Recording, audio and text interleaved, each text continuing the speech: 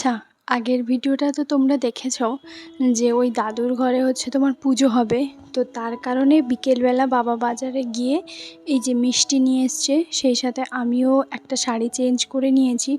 ব্লাউজটা যেটা ছিল সেটা এই শাড়ির সঙ্গে খুব ভালোভাবে ম্যাচিং ছিল বলে ওই জন্য আর চেঞ্জ করিনি।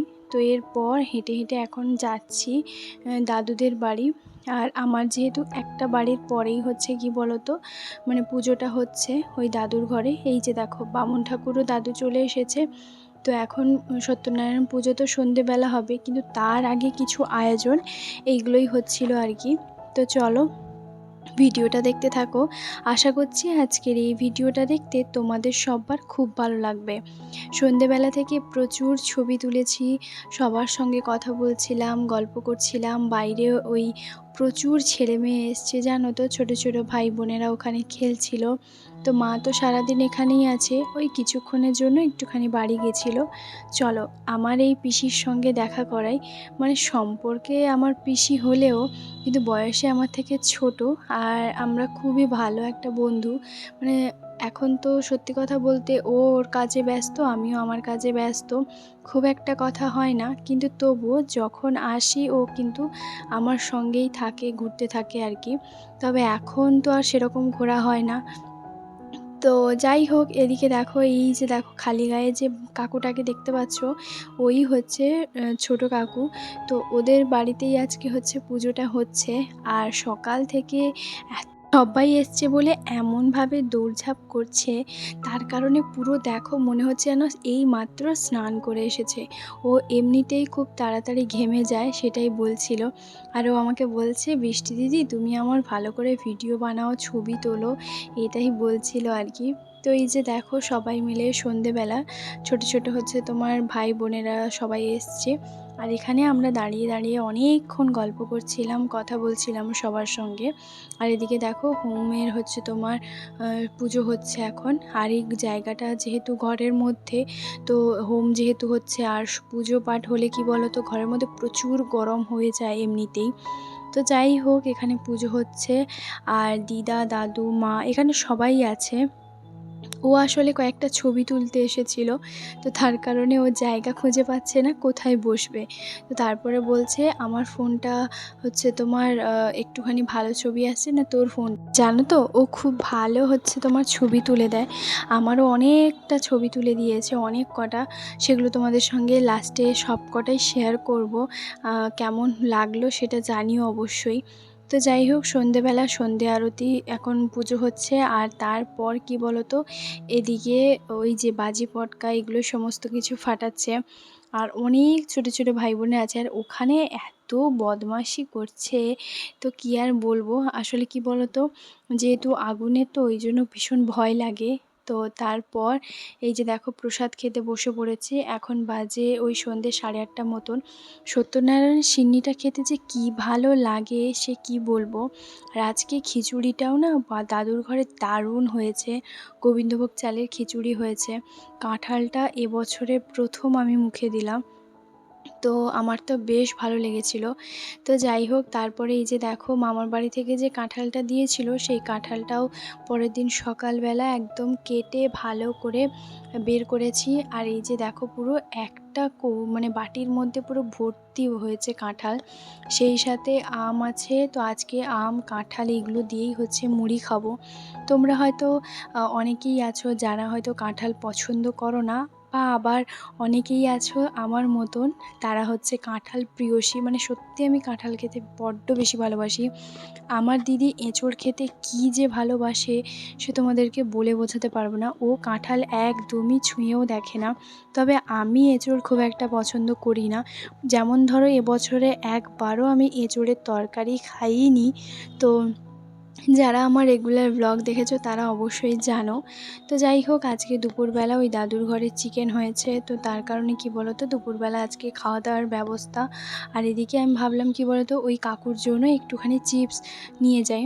তো সেই জন্য দোকানে এসে যে কাকুটাকে ডাকছি, আমি বলছি যে একটু দোকানটা একটু খুলবে, তাহলে একটা চিপসের প্যাকেট দুটো নিব। তো বলছে ঠিক আছে দাঁড়া। তো সেই জন্য দাঁড়িয়েছিলাম, যেহেতু এখন দুপুর ওই 1:30 মতন বাজে আর বৃষ্টির ওয়েদারে, তো তাই খুব একটা এখন দোকানটা খোলা থাকে না, তো তার জন্যই হচ্ছে এখন দোকানটা বন্ধ ছিল। তো যাই হোক, এখান থেকে কাকুর জন্য দুটো বিস্কিট ভাবছি এখন আর নেব না, ভাবছি দুটো লেস নেব। তো চলো এখান থেকে লেস নিয়ে দাদুদের ঘরেই হচ্ছে তোমার যাব। আর মা আজকে কিন্তু স্কুলে রান্না করতে গেছে, কারণ মায়ের এই সপ্তাহটা হচ্ছে তোমার পড়েছে, তো সেই কারণে। তো যাই হোক, এদিকে ওরা হচ্ছে তোমার কী বলতো কষা মাংস খাচ্ছে, আমাকেও ডাকছিল কিন্তু আমি খাইনি। যাই হোক, তারপর দাদুর ঘরে খাওয়া দাওয়া করেছি। এখন বাজে প্রায় 11টা মতন, আর না 11টা না 10টা মতন বাজে। এখন আমাদের বাড়ির সামনে মনসাতলাতে এসেছি, আর এখানে প্রচুর গাড়ি দেখতে পাচ্ছ। আশা করছি এই গাড়িটা দেখে অনেকেই বুঝতে পারছো যে এটা হচ্ছে বিয়ের গাড়ি। হ্যাঁ, আমাদের বাড়ির কাছেই একজন ভাইয়ের আজকে বিয়ে, তো তার কারণেই সবাই কিভাবে সেজেছে সেটাই দেখতে এসেছিলাম।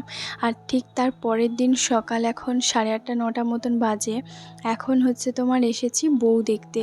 কালকে তো বরকে দেখেছি, তবে তোমাদেরকে দেখানো হয়নি, তাই ভাবলাম আজকে বর বউ একসঙ্গে জোড়াতে তোমাদেরকে দেখাবো। এই সময়টা না ভীষণ পরিমাণে স্পেশাল একটা দিন, কারণ এই দিনটাতে তোমার জন্য সবাই অপেক্ষা করবে, তোমাকে এই সাজে দেখার জন্য অনেকেই অধিক আগ্রহে হচ্ছে অপেক্ষা করে। এই সময়টা আমারও শ্বশুরবাড়িতে প্রচুর, গ্রামের কেউ এমন বেরোয়নি এরকমটা নয়, যেহেতু আমার গ্রামের শ্বশুরবাড়িটা হচ্ছে একদম শেষ মাথাতে, লাস্টে। আর আমি প্রথম থেকে হচ্ছে তোমার যখন সব মন্দিরে প্রণাম করে যাচ্ছিলাম, তখন সবাই হচ্ছে তোমার একদম শেষ পর্যন্ত বাড়িতে গেছে। তবে এটাও ঠিক, সবাই যে বউ দেখতে আসে তেমনটা কিন্তু নয়। বিভিন্ন ধরনের মানুষ তো আছে, যেমন আমাদের হাতের 5টা আঙ্গুল সমান নয়, তেমনি কিছু মানুষও কিন্তু সমান কখনোই হয় না। কয়েকজন মানুষ আছে যারা গা ভর্তি গয়না আছে কি না, মেয়েকে কি কি দিয়েছে না দিয়েছে, মেয়ের বয়স কেমন, মেয়ের গায়ের রং কেমন, এই ধরনের মন্তব্য অনেকেই করে থাকে। তবে বিশ্বাস করো, আমি শুধুমাত্র, যদি কেউ এটা বুঝতো যে তার বাবা তার সর্বস্ব, জীবনের সব কিছু আজকে দিয়ে দিল, সেটা যদি সবাই ভাবতো, তাহলে যুগ তো অনেক পরিবর্তন হয়ে যেত। তো ওখানে দেখতে পাচ্ছ যে বর বউ যেদিকেই যাবে সেদিকে দেখো সবাই আবার পেছন পেছন আসছে।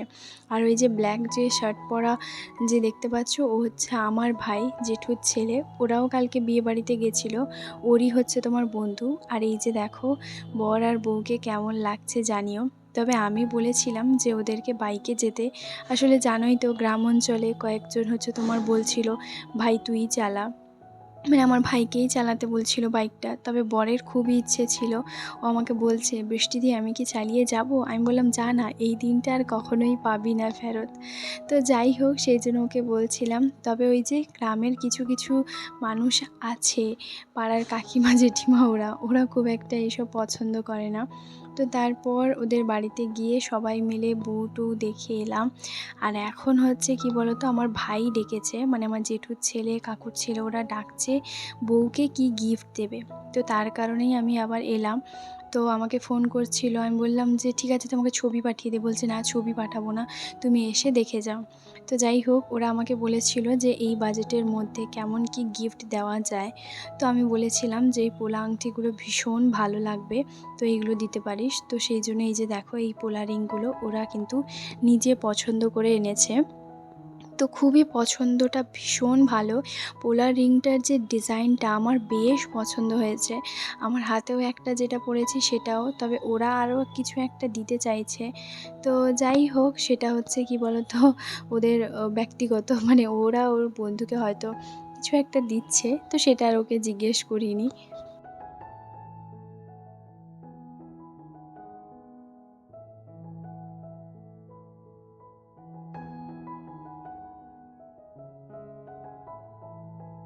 আমার ভাই আর কাকুর ছেলে দুজন মিলে এসেছে এই বিয়েতে মানে যাবে বলে। তো যাই হোক, সেই জন্য কী বলো তো, ওরা এসেছে আজকে 2 দিন হলো। আজকে রিসেপশন, আর দুপুরবেলা আমাদের সবার হচ্ছে তোমার খেতে যাওয়ার নিমন্ত্রণ আছে, আমরা সবাই হচ্ছে তোমার যাব। আর তোমরাও জানিও এই পোলার রিংটা কেমন লাগছে অবশ্যই। তো চলো আজকের ব্লগটা এখানেই শেষ করছি। দেখা হবে খুব তাড়াতাড়ি আবারও একটা নতুন ভিডিওতে। সবাইকে টাটা। খুব ভালো থাকবে, সুস্থ থাকবে। আর চ্যানেলে যদি নতুন হয়ে থাকো প্লিজ চ্যানেলটাকে সাবস্ক্রাইব করতে একদম ভুলবে না। চলো সবাইকে টাটা।